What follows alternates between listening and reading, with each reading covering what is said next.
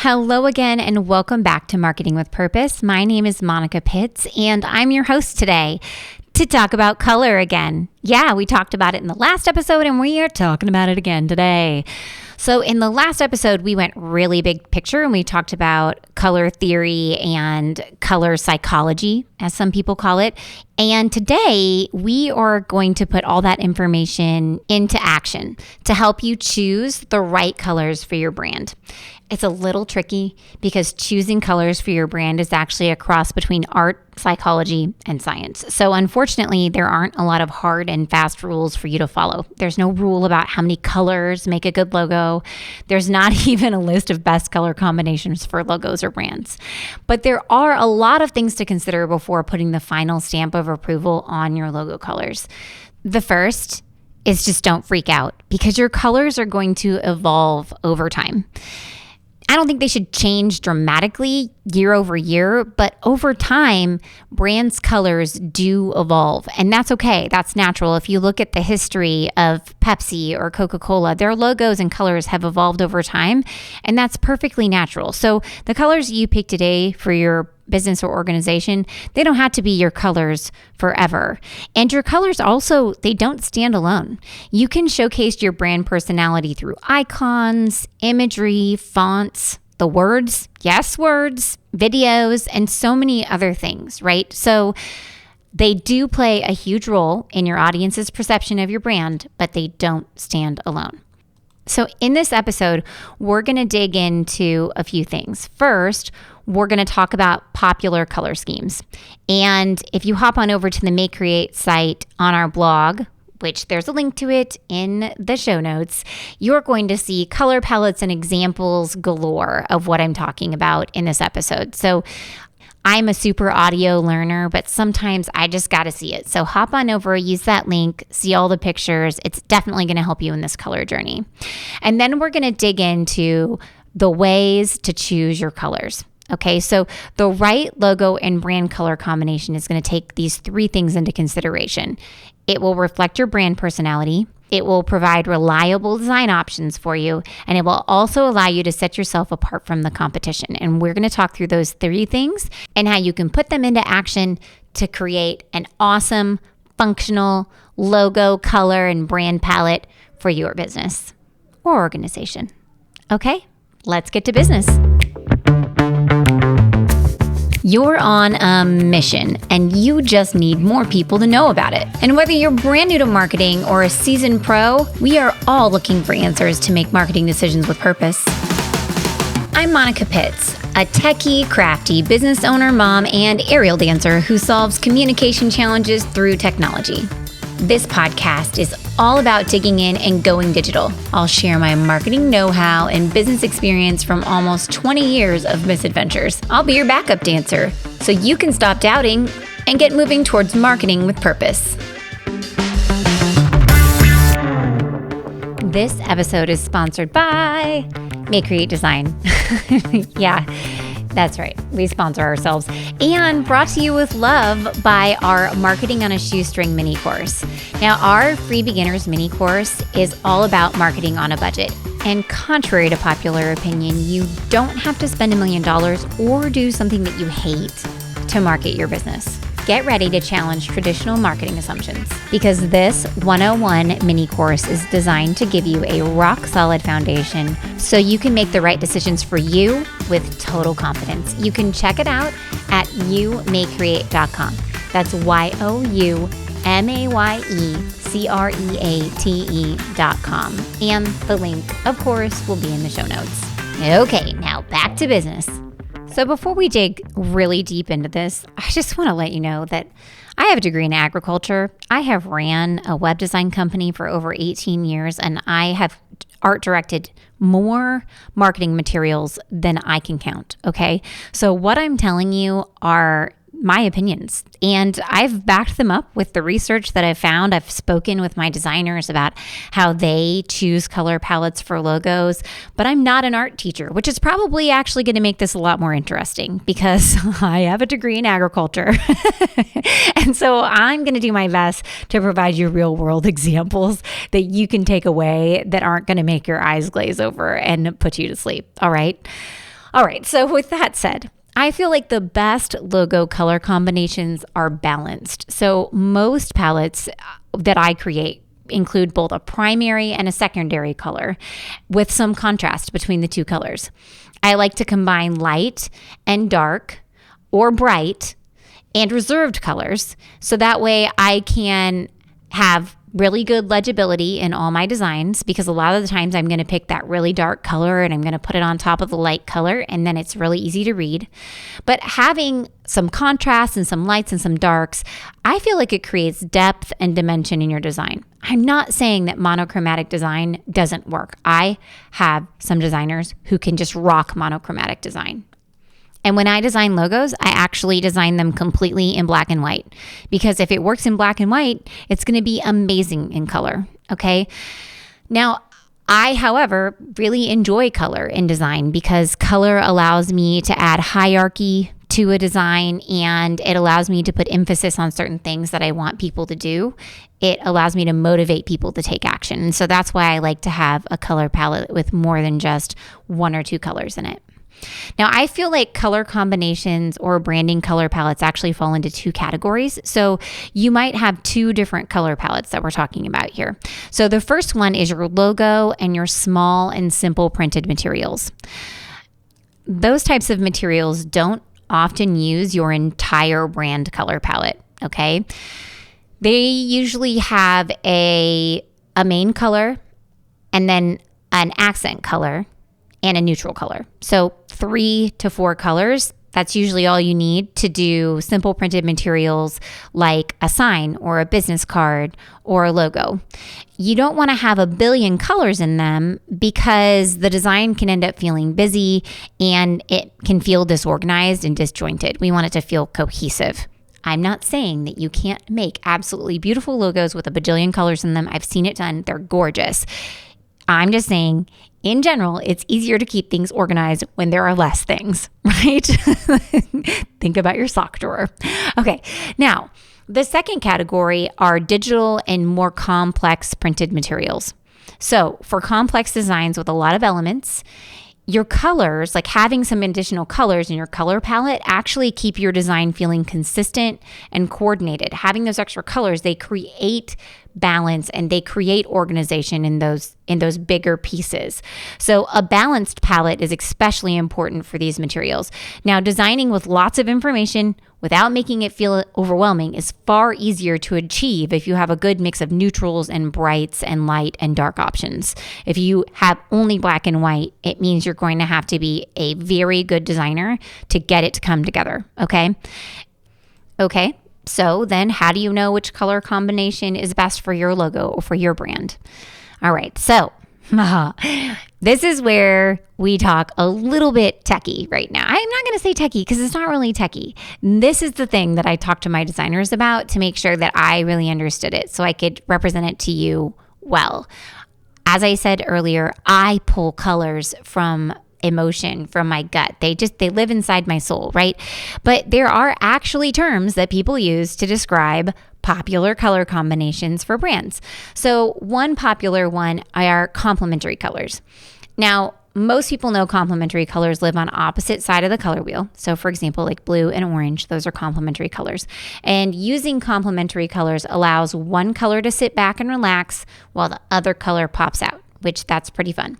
Usually a designer uses the relaxed color, like so blue in our example, for most of the colored elements, and then drops in orange when they want to draw attention to an element.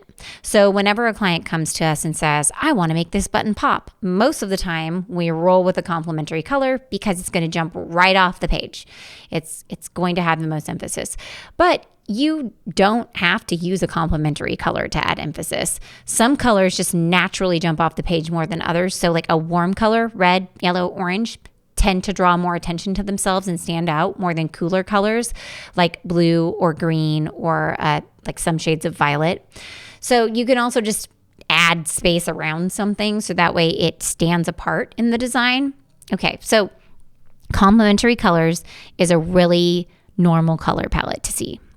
Another color palette that we see often are analogous colors. So analogous colors are colors that are next to each other in the color wheel. So for example, red, orange, and yellow. Those are analogous colors.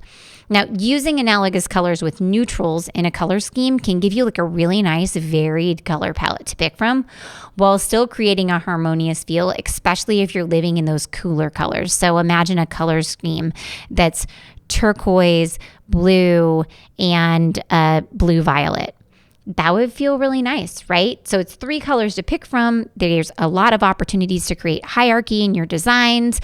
And if you pair it with like a navy or a black, then you have a really cool feel, very harmonious, right? And then if you choose the red, orange, and yellow, you could get real bright real fast. But that's okay if that's what you want to go for. Okay, so next up are triadic colors.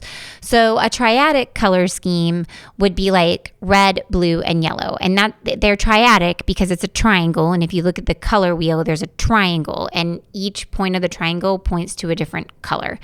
So a triadic color scheme can create a very vibrant palette with a lot of contrast and variation. So if that's what you like, is something vibrant, a triadic color scheme really gives you some different colors to pick from.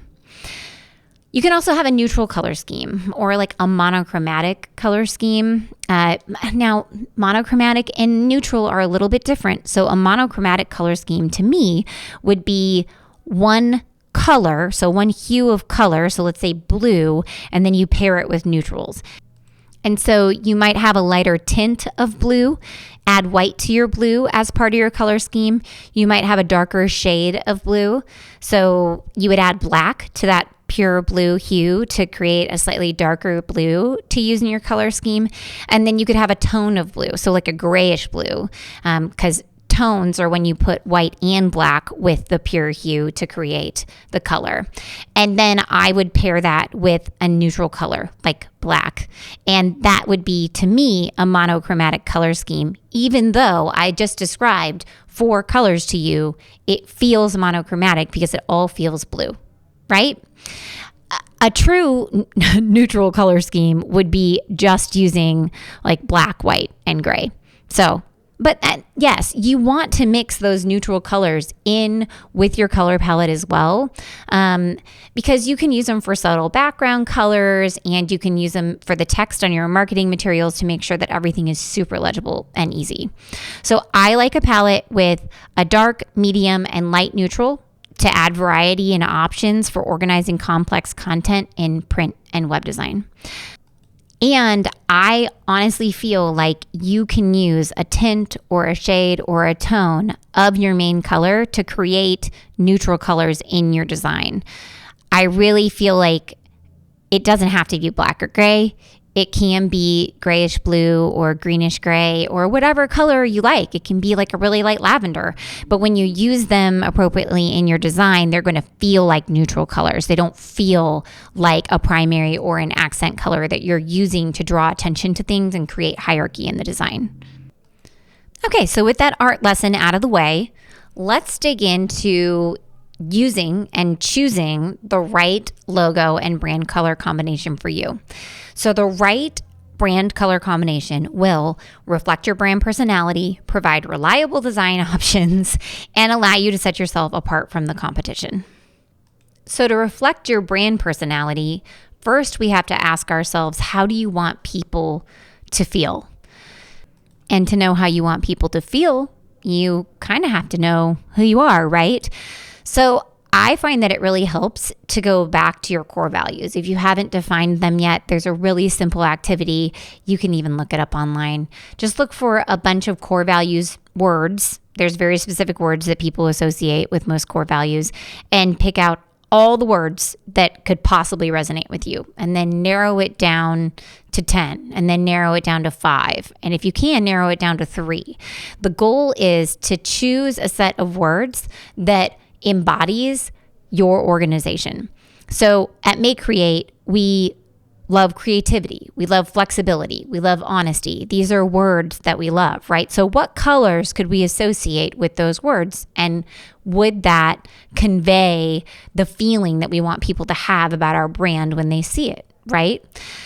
So there are all kinds of color palettes that you can go look at over on the blog post that I made to accompany this podcast. But I just want to go over a couple types of color palettes that, not the technical art words, but like the Monica words, like the gut words that I have, right? And how I feel like they make people feel. So the first one is monochromatic, and we talked a little bit about that already. I feel like monochromatic color palettes feel pretty conservative and professional, which is why we see them a lot for law firms and banks, doctors, accountants, like more traditional businesses. Now, a lot of them use cool colors, and cool colors also give off that cool conservative vibe. And as I said earlier, just because your color palette is monochromatic, that doesn't mean that it doesn't have a color in it, in my opinion. A monochromatic color palette would be a hue of a color that you really like, blue, green, right? And then you would have different values of that color, as well as probably white and black. Some of my nonprofit clients, some ad agencies, and gyms often use like a bright and varied color palette. And that's because they want to feel more fun. And I think that there are so many colors that feel fun, right? Orange, yellow, purple, they all feel fun. So the more color variation, it can show diversity, and it can also just make the design come together and feel really fun. Now, if you don't use the right colors, though, it can feel very elementary, which isn't bad. Elementary isn't necessarily bad if that's what you're going for. So like if you're a tutor or a daycare, you might have more primary, bright and varied colors, but you can also adjust them and have bright and varied colors and still look really cool, but maybe not quite so elementary. Now, and in this type of a color palette, though, where you have lots of colors in it, you have to be careful so you're not overwhelming people. So in your design, you don't want to just use excessive amounts of every single color. You're really going to lean into those neutrals and then use your other bright colors to have fun pops of color throughout the design. Now, I see a lot of female entrepreneurs and like spas and salons, they tend to use a more muted and soft color palette. So they're softer, less saturated colors, and they feel more feminine. And these types of palettes actually produce like a really nice, homey, comfortable feeling. Now, I've seen them done really, really well. And then other times they just feel like weird skin tones. Okay, so I'm not a huge fan of like tan skin tone in part of a color palette. It can look really weird in a design. But if you just make it a little bit more pink or a little bit more peach, it can come together and look absolutely beautiful and just create like a very harmonious feeling. And then a lot of businesses also use like an earth tone color palette, like earth tone or jewel tones.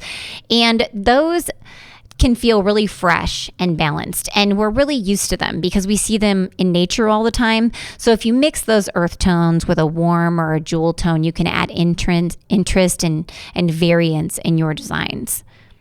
Now, as you are choosing this color palette, I do want you to consider your audience because you want your brand colors to make people feel a certain way. And so we need to take into account the potential preferences of your audience because color preference can depend on factors like culture, age, gender, even just like life experience, right? Like in the previous episode, I talked about how I'll never paint a room yellow because as I was pregnant, I read all about it and somebody said that yellow makes babies cry. And so I'm like, oh no, So that is like a color that I have this association with that may or may not be true, right? So different cultures perceive colors differently. For example, in Japan, the color purple signifies wealth and position, while in Thailand and Brazil, purple is the color of mourning, okay? And then also color preferences can adjust with age. Recent studies of adults actually suggest that the preference for blue, which is the universal favorite color among both men, 57% of men and 35% of women say that blue is their favorite color, and it actually increases with age. So the older people get, the more they like blue, and the amount that they like red decreases slightly. So there's something to think about. And men and women have reported to prefer different colors. So men tend to choose more powerful colors. Maybe that's why so many construction company logos are red and black. But they say that their top 3 favorites are blue, green, and black. Their least favorites are brown, orange, and purple.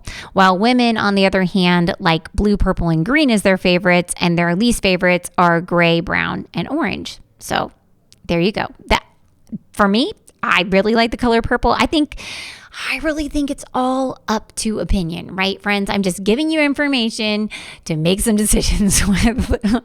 So first and foremost, figure out who you are. And then the goal is to pick colors that make your audience see who you are through the colors. Ta-da! Yeah, all right, so that's number 1. Now the second one, and I've been alluding to this a lot already, is that your color palette should be providing reliable design options for you.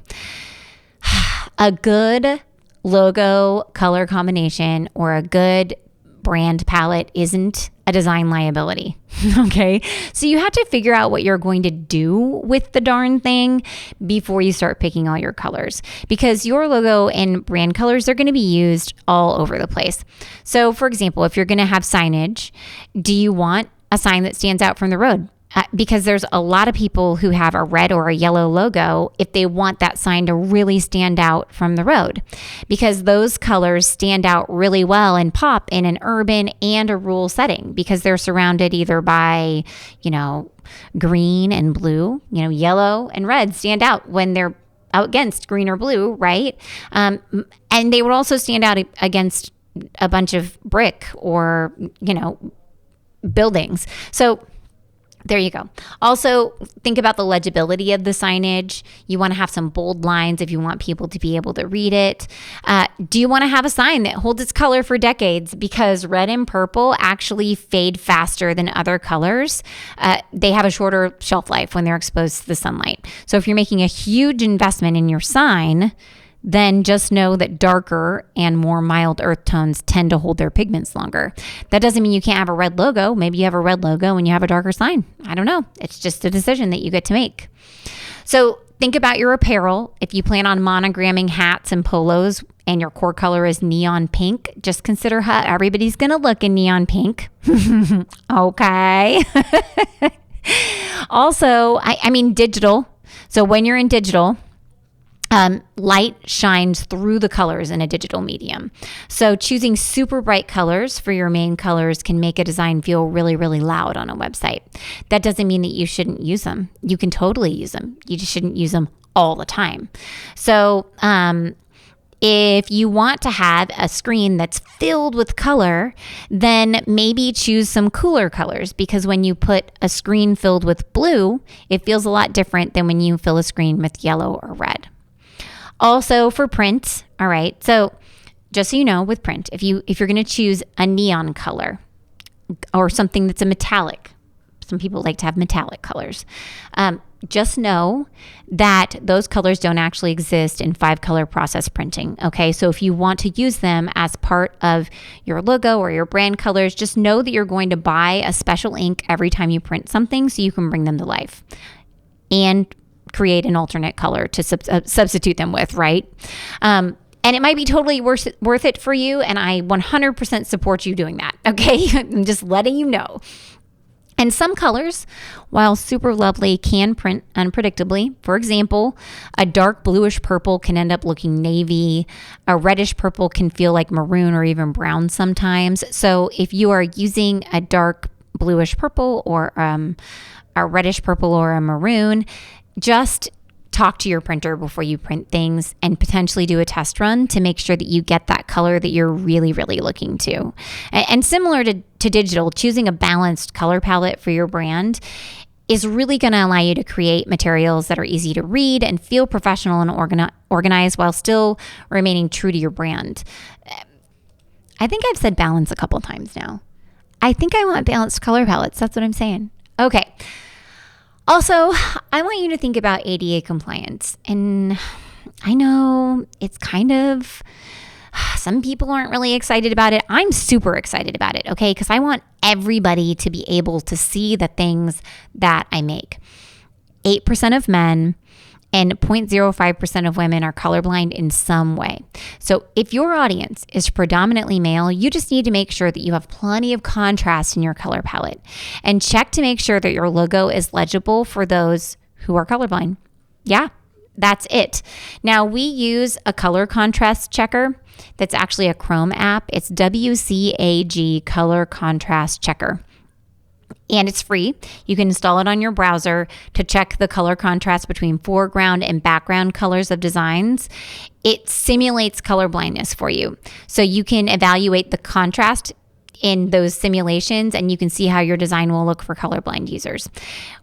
Ultimately, we want people to be able to see the things that you're showing them in your marketing. And if you have a color palette that doesn't allow for colorblind people to see what you're doing, it could be blank. In the last episode, I shared the story of talking to a gentleman who walked into a bank and he noticed a big blank sign hanging up. So he asked the teller, "What are you guys going to put on this sign? It's covering a lot of space. What's going to be there?" And the teller was like, "It's on there." And he's like, "No, it's blank." Well, the colors that they chose for the sign didn't register for him. He didn't see them. There wasn't enough contrast between the colors for him to be able to read the things on the sign. So we don't want your logo and all of your marketing materials to do the same thing. So just make sure you've got contrast in there. They're not going to see the red and the green the way that you want them to. It's not about that. It's about them being able to read what you have to share with them. Okay, so the last thing that this color palette needs to do is it needs to allow you to set yourself apart from the competition. Okay, remember earlier where I said that using a consistent color palette will make your brand 80% more recognizable to people. And I noticed that some industries are almost color locked. So like construction and many trade contractors, I said this before, a lot of them are red and black, right? Well, banks tend to be green. So you don't have to do that. You can break from the pack. So look at your industry and consider a color combination that will set you apart without, of course, making you look like a joke. I'm not saying that you should be choosing a color that makes you look silly, but you do want to be memorable, right? And people are going to be visiting all these different websites of your competitors while they're doing their research. When they walk through a trade show, they're going to see all these other booths. And you want to stand apart from all those other booths. You want people to be like, "Oh yeah, that's right. You're the green company, or you're the blue company, or whatever it is." There's a plumber out in California who's pink. All of his trucks are pink.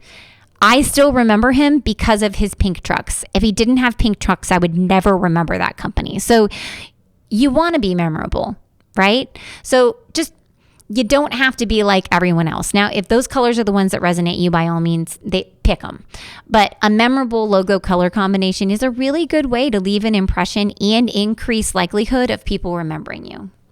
Okay, so with all that in mind, how are you going to pick these colors? As I said before, your first step is defining what you want to represent, right? So if you're not really sure, you're going to start by defining your core values. And if you really want to see it step by step, I have a video on how you can do it using Canva that's over on the blog post. Check out the link in the show notes. What I would do is I would start with a main color or a photo. And if you're open to any color, then I would start with a photo, and you can use a program like Canva or a photo library like iStock to search for photos using your core value terms. Okay, so if one of your core values is flexibility, you would say flexibility. And if it doesn't come back quite right, then take another version of the word, right? And when you finally find a photo that makes you feel the way you want to feel, then you can start pulling colors from the photo. Now, if you have a main color that you really like, then you can do the same thing that I just mentioned, which is search for the core value, plus use the color you want. So your search phrase would be something like flexible blue. Or if you want it to be more monochromatic, you might search for flexibility blue monochromatic.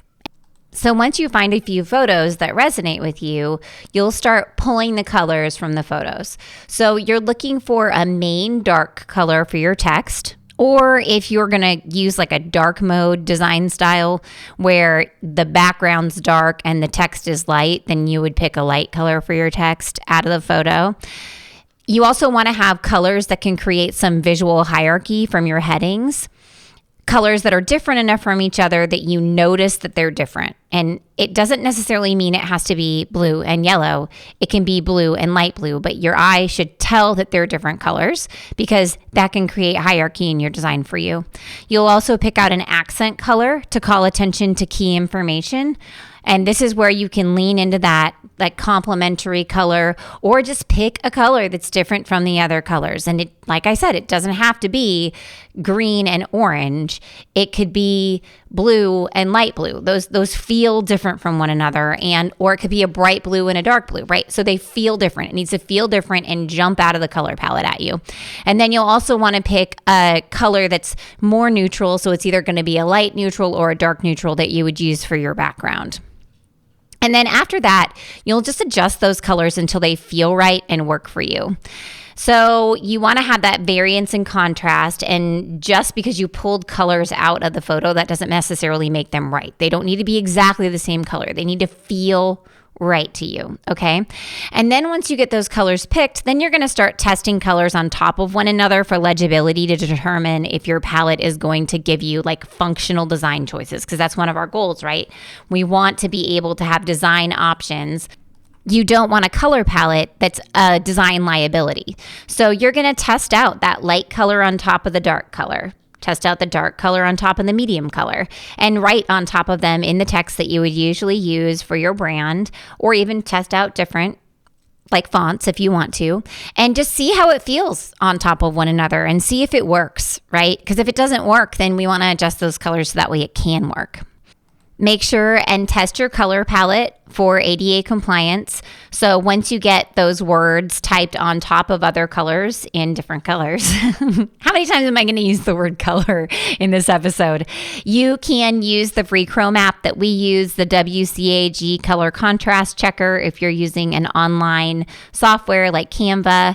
But ultimately, you just want to make sure that it passes that color test for ADA compliance and you have enough contrast so that way people who are colorblind can read it. And then last but not least, once you have them all sorted out and you've chosen the colors that you like, you want to document the color codes for them. Now, if you're in Canva, you can just pull the hex code for the colors because that's all you're going to get. And technically, that is just what you use for web design and digital work, but you can use those hex codes to set up colors for print as well, and then just convert them to CMYK before you send off your document to the printer. And then you're ready. You have a color palette and you're ready to go design and make the brand all around this cool color palette that you just created for your business. So hopefully now you're ready to navigate selecting a good logo color, or colors, some good combinations for your brand. And you know about all the stuff in the mix, like how different cultures see colors, what your audience likes, the nuts and bolts of choosing great colors so you don't have a design liability on your hands. And you can use that color psychology and theory that we talked about in the previous episode to your advantage, so you can create a visual that really clicks with you and with your audience. Remember, it's about making them feel what you feel about your business. You want them to see you as the cool, awesome, reliable company that you are, and choosing the right colors will help you do that, because those colors are more than just about making things look pretty. They're about shaping how people see your brand and helping you connect with your audience and making your brand stand out in all the right ways. And before I let you go, I want to give one more shout out to our May Create resource sponsor, Marketing on a Shoestring. It is the free beginner's mini course to marketing on a budget. It lays the foundation of creating the right messaging to connect with your potential customer and prime them to buy. It unlocks the 4-part framework for making confident, budget-conscious marketing decisions so you can stop second-guessing and get a clear path forward. And it outlines the highest converting tactics that I know of for new marketers, so you don't have to waste time on strategies that will never reach your goals. Hop on over to youmaycreate.com for instant access. That's youmayecreate.com. So thank you so much for joining me today. Make sure to subscribe wherever you're listening so you don't miss out on our next episode. And don't be afraid to use that link in the show notes to to go over and enjoy the fully formatted blog post with all the pictures broken down, covering every single thing that we talked about today. Because your next step is to put this information to action. And until next time, go forth and market with purpose.